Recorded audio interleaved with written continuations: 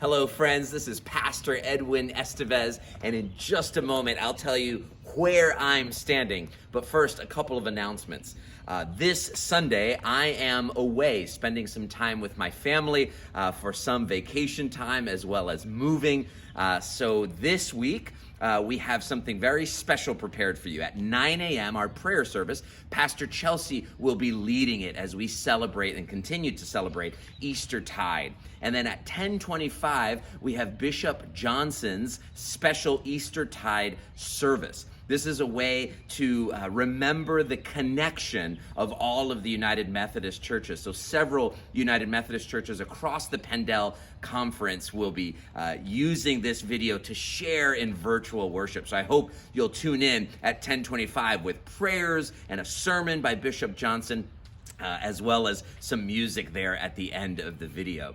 I also want to remind you that on April 25th, we are reopening for in-person worship following all COVID protocols, and we invite you, if you feel comfortable, and especially those who've been vaccinated, to come on out April 25th for our 10:25 in-person traditional worship service. Of course, we're going to continue to live stream, so if you don't feel comfortable or you're unable to come on April 25th, please, you can still live stream on Facebook, on YouTube, or of course on our website, gracechurchwilmington.org. We will still have our 9 a.m. in-person prayer service, so that will continue in this season. It's a great way for you to listen to the organ and the carillon and experience, of course, our principal organist and accompanist, Gabe Benton, as well as being led in the Revised Common Lectionary shared by churches around the world, across denominations, languages, and cultures, as we read the scriptures together and pray for one another. We continue to be in prayer for Pastor Dave Ingalls, as well as the Ingalls family as they transition in July.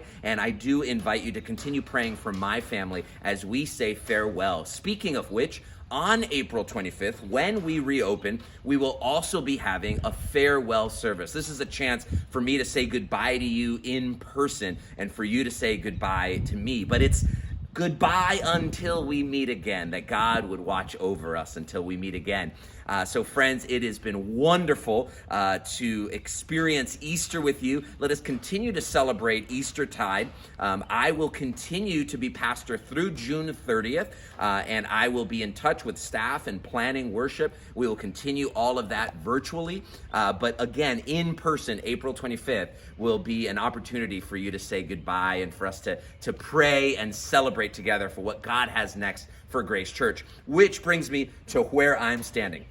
Behind me is an empty moving truck. My family has officially moved to Michigan, Bloomfield Township, where I will be serving at Kirk in the Hills. We're so grateful for that opportunity to serve. We will, of course, miss Grace Church, miss Wilmington, Delaware. There are so many things we'll miss, and we're thankful for that opportunity to grow and share in that ministry with you. But we are in front of the empty moving truck. And the thing is, empty things, as Reverend Jim Mailer shared in the children's sermon last week, can be a good thing. An empty moving truck is a very good thing, and it reminds us of the empty tomb of Easter. You see, this was a vehicle for something new. Now, that something new is beginning to be unwrapped and unpacked, and we're beginning to live into new life, a new experience, a new adventure, and that's much like Easter. The empty tomb is not the end.